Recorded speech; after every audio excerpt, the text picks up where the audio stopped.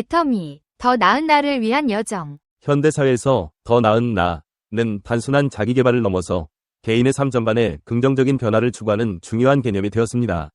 배터미는 우리가 스스로를 끊임없이 성장시키고 자신의 한계를 뛰어넘으며 인생에서 더 큰 성취와 행복을 찾는 과정입니다. 이는 마음의 건강, 신체적 건강, 직업적 성공, 그리고 인간관계의 균형까지 포함하는 광범위한 목표를 향해 나아가는 지속적인 여정입니다. 1. 배터미의 핵심. 자기 이해와 성찰. 배터미의 첫 번째 단계는 자신을 제대로 이해하는 것입니다. 우리는 스스로의 강점과 약점, 욕망과 두려움을 깊이 인식할 때 비로소 변화의 출발점을 찾을 수 있습니다. 자기 이해는 감정적 성숙을 위한 필수 요소이며 이는 보다 긍정적인 자기 인식을 가능하게 합니다. 성찰은 이 과정에서 중요한 도구가 됩니다. 우리는 매일의 경험과 선택을 돌아보며 무엇이 나를 성장시키는지, 그리고 어떤 습관들이 나를 뒤처지게 만드는지 평가할 수 있습니다. 이러한 성찰은 우리가 더 나은 방향으로 변화하는 데 있어 중요한 길잡이가 됩니다. 2. 신체와 정신의 균형. 배터미를 실현하기 위한 두 번째 핵심 요소는 신체적, 정신적 건강입니다. 정신과 신체는 상호 연결되어 있으며 둘 다 건강할 때 비로소 최고의 성과를 낼 수 있습니다. 신체적으로 건강하지 않다면 정신적 에너지도 저하될 수 있고 반대로 정신적 스트레스는 신체적 문제를 유발할 수 있습니다. 신체적 건강, 규칙적인 운동은 신체적 건강을 유지할 뿐만 아니라 자신감을 높이고 정신적 스트레스를 해소하는 데 큰 도움이 됩니다. 균형 잡힌 식단은 우리의 에너지를 유지하고 건강한 신체 상태를 뒷받침합니다. 적절한 수면은 신체적 재충전을 위한 필수 요소입니다. 정신적 건강, 명상과 마음 챙김은 우리를 내면의 평화로 이끌며 스트레스를 효과적으로 관리할 수 있도록 돕습니다. 긍정적인 사고는 우리를 더 나은 방향으로 이끄는 강력한 무기입니다. 할 수 있다는 믿음과 좋은 일이 일어날 것이라는 낙관적인 태도는 어려움을 극복하는 데 매우 중요합니다. 3. 목표 설정과 성취의 과정. 배터미는 구체적이고 달성 가능한 목표를 설정하고 그 목표를 향해 꾸준히 나아가는 과정입니다.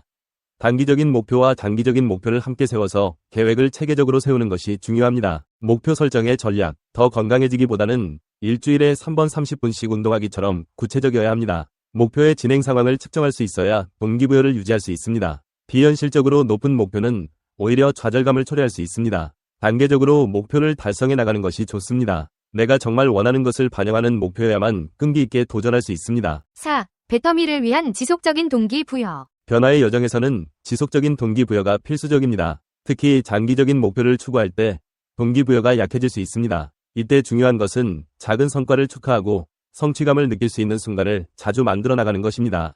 또한 주변 사람들의 지원도 큰 도움이 됩니다. 가족, 친구, 동료들과의 긍정적인 관계는 우리가 목표를 지속할 수 있도록 힘을 실어줍니다. 주변의 지지와 격려는 특히 어려운 순간에 우리를 지탱하는 중요한 힘이 됩니다. 5. 더 나은 나를 위한 지속적 성장. 배터미는 일회성의 목표가 아니라 지속적인 자기 성장의 과정입니다. 우리는 언제나 더 나은 버전의 자신을 꿈꾸고 목표에 도달할 때마다 새로운 도전에 나서야 합니다. 실패는 이 과정에서 중요한 부분입니다. 실패는 우리를 좌절시키는 것이 아니라 배움의 기회를 제공합니다. 실패를 통해 우리는 더 강해지고 다음에는 더 나은 선택을 할 수 있는 힘을 얻게 됩니다. 더 나은 나를 위한 여정. 배터미는 결국 자신을 끊임없이 이해하고 목표를 설정하며 꾸준히 나아가는 과정입니다. 신체적 건강, 정신적 평온, 성찰을 통해 우리는 더 나은 자신을 만들어갈 수 있습니다. 인생은 완벽함을 추구하는 것이 아니라 그 과정에서 얻는 성장과 발전을 통해 나 자신을 더 나은 방향으로 이끌어가는 것입니다. 배터미는 바로 그런 여정입니다. 더 나은 내가 되는 법. 성장하는 삶의 비밀. 성장하는 삶이란 매일 조금씩 더 나은 내가 되기 위한 노력과 변화를 의미합니다. 누구나 더 나은 자신이 되기를 원하지만 그 과정은 쉽지 않습니다. 중요한 것은 꾸준한 자기개발과 새로운 도전에 대한 열린 마음을 유지하는 것입니다. 여기서는 더 나은 나로 성장하기 위한 비밀과 구체적인 방법들을 소개하겠습니다. 1. 자기 인식. 나 자신을 이해하기. 성장의 첫 번째 단계는 나 자신을 제대로 이해하는 것입니다. 나의 강점과 약점, 성격, 가치관 등을 명확히 인식해야 합니다. 자기 인식이 부족하면 자신의 한계나 발전 가능성을 제대로 파악하기 어려워 성장의 방향을 잡지 못할 수 있습니다. 실천 팁. 일기를 쓰거나 성찰하는 시간을 통해 스스로에 대해 생각해 보세요. 나의 감정이나 행동에 대해 깊이 생각하고 이를 통해 자신이 어떤 사람인지 더 잘 이해할 수 있습니다. 2. 구체적인 목표 설정하기. 성장을 위해서는 구체적인 목표가 필요합니다. 단순히 막연한 성장을 바라는 것보다 달성 가능한 목표를 설정하고 단계적으로 접근하는 것이 효과적입니다. 목표는 단기적이면서도 현실적인 것이어야 하며 이를 통해 작은 성과를 느끼는 것이 중요합니다. 실천 팁. 스마트 목표 설정 방법을 사용해 보세요. 목표는 구체적, 측정 가능, 달성 가능, 관련성 있는 시간에 맞춘 것이어야 합니다. 3. 배움의 자세 유지하기. 성장하는 사람은 끊임없이 배우는 사람입니다. 새로운 지식을 습득하고 새로운 기술을 익히는 과정에서 자신을 발전시키는 것은 매우 중요합니다. 배움의 자세를 유지하면 더 넓은 시야를 가지게 되고 문제를 해결할 수 있는 능력도 향상됩니다. 실천 팁. 매일 30분이라도 독서하거나 새로운 스킬을 배워보세요. 온라인 강좌나 세미나에 참여해 끊임없이 배우는 습관을 기르세요. 또한 배우는 과정에서 실패를 두려워하지 않고 도전하는 마음가짐을 가지세요. 4. 긍정적인 태도와 마인드셋 가지기. 더 나은 자신이 되기 위해서는 긍정적인 마인드셋이 필수적입니다. 실패나 좌절을 경험하더라도 이를 성장의 기회로 삼고 긍정적인 사고를 유지하는 것이 중요합니다. 성장하는 삶은 실패를 피하는 것이 아니라 실패 속에서 배우고 나아가는 것을 의미합니다. 실천 팁. 어려운 상황에서도 긍정적인 측면을 찾는 연습을 하세요. 예를 들어, 이 실패를 통해 무엇을 배울 수 있을까? 라고 스스로에게 질문하는 습관을 길러보세요. 긍정적인 자기 대화를 통해 어려움을 극복하는 태도를 가져야 합니다. 5. 변화에 유연하게 대처하기. 변화는 성장의 중요한 요소입니다. 세상은 빠르게 변화하고 있으며 이에 적응할 수 있는 유연한 태도를 유지하는 것이 필요합니다. 새로운 상황에 맞춰 자신의 생각이나 행동을 변화시키는 유연성은 더 나은 나로 성장하는 데 필수적입니다. 실천 팁. 변화에 대한 두려움을 극복하는 연습을 하세요. 작은 변화부터 받아들이고 변화가 가져오는 긍정적인 면을 발견하는 능력을 키우세요. 새로운 환경에서 배우고 적응하는 과정을 통해 성장할 수 있습니다. 6. 건강한 습관 만들기. 건강한 몸과 마음은 성장을 위한 기초입니다. 규칙적인 운동, 균형 잡힌 식습관, 충분한 수면은 신체적, 정신적 건강을 유지하는 데 매우 중요합니다. 건강한 몸을 통해 더 큰 에너지를 얻고 목표를 향해 꾸준히 나아갈 수 있습니다. 실천 팁. 매일 일정 시간을 정해 운동하거나 식단을 관리하는 습관을 들이세요. 건강한 생활 패턴을 유지하는 것이 생산성 향상과 더 나은 성장을 위한 밑거름이 됩니다. 7. 자기 관리. 시간과 에너지 효율적으로 사용하기. 성장하기 위해서는 시간을 어떻게 관리하느냐가 중요합니다. 아무리 목표를 설정하고 의지가 있어도 시간 관리를 잘못하면 원하는 성과를 이루기 어렵습니다. 효율적인 시간 관리와 에너지 분배가 필요합니다. 실천 팁. 하루 일과를 미리 계획하고 우선순위를 정해 중요한 일부터 처리하세요. 자신에게 가장 에너지가 넘치는 시간을 파악해 그 시간에 중요한 일을 집중적으로 처리하는 것이 좋습니다. 8. 주변 환경을 정리하고 긍정적인 인프라 만들기. 성장하는 삶을 위해서는 물리적, 정신적 환경도 중요합니다. 정리된 공간은 마음의 여유를 주고 집중력을 높이는 데 도움을 줍니다. 또한 주변 사람들과의 관계도 성장을 촉진하는 요소입니다. 실천 팁. 주기적으로 자신의 공간을 정리하고 불필요한 물건을 정돈하세요.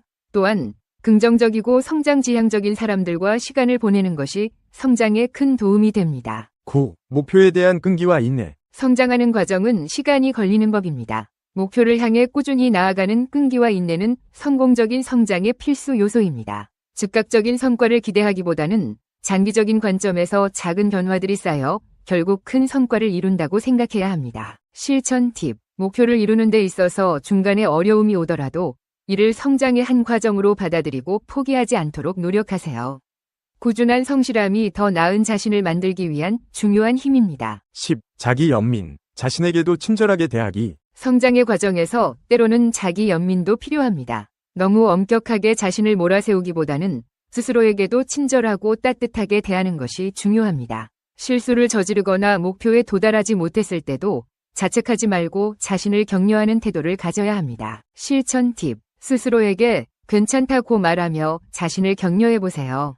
더 나은 내가 되기 위한 여정에서 실수는 필연적이라는 것을 받아들이고 이를 통해 배우는 자세를 가지는 것이 중요합니다. 결론으로 성장하는 삶은 작은 변화에서 시작된다. 더 나은 내가 되기 위한 여정은 하루아침에 끝나는 것이 아닙니다. 꾸준한 자기개발, 유연한 태도, 긍정적인 마인드셋, 그리고 건강한 습관을 통해 매일 조금씩 성장하는 것이 중요합니다.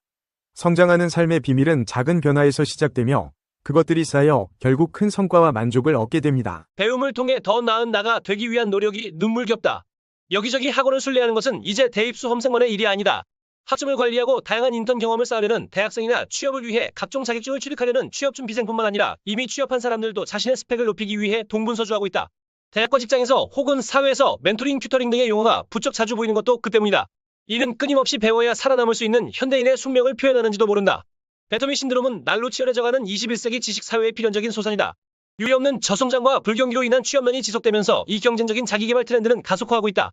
21세기 경제사회의 새로운 패러다임은 다름 아닌 지식경쟁이다.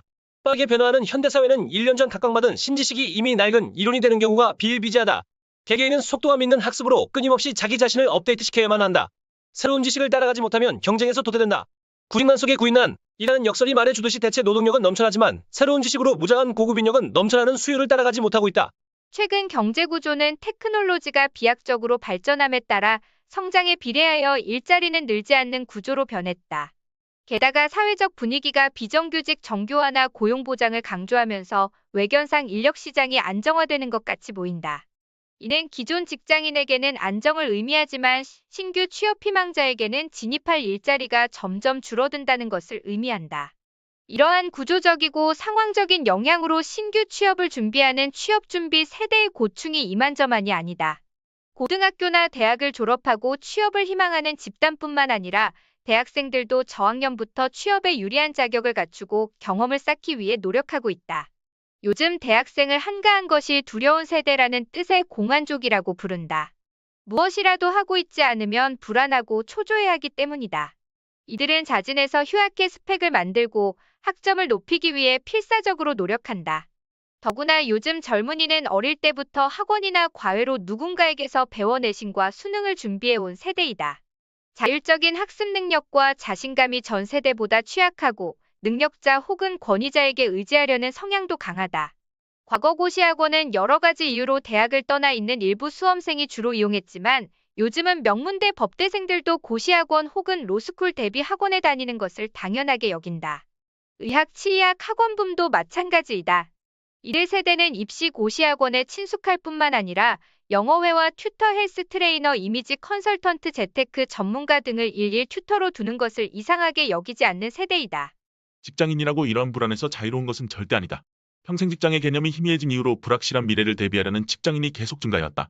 또한 평균 수명이 연장되면서 평생 동안 직장을 적어도 2에서 3번은 바꿔야 하는 인생 이모작 시대가 도래하였다. 이직을 통해 혹은 직장을 그만두고서라도 새로운 인생을 시작하기를 꿈꾸는 직장인이 급증하고 있다. 이들 리세터라고 부른다.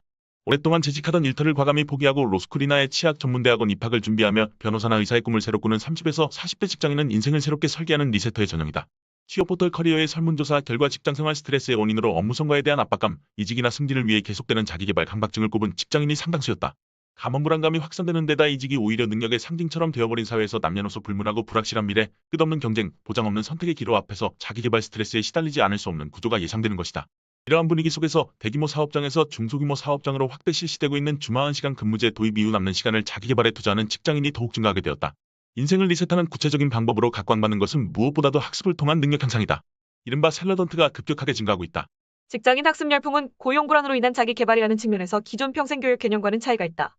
과거의 평생교육은 배움을 통해 사회 변화에 적응하고자 하는 의미도 있었지만 자신의 전인적 발전을 추구하는 의미가 보다 강했다. 주요 수요층 또한 남녀장 노년층에 국한되었다.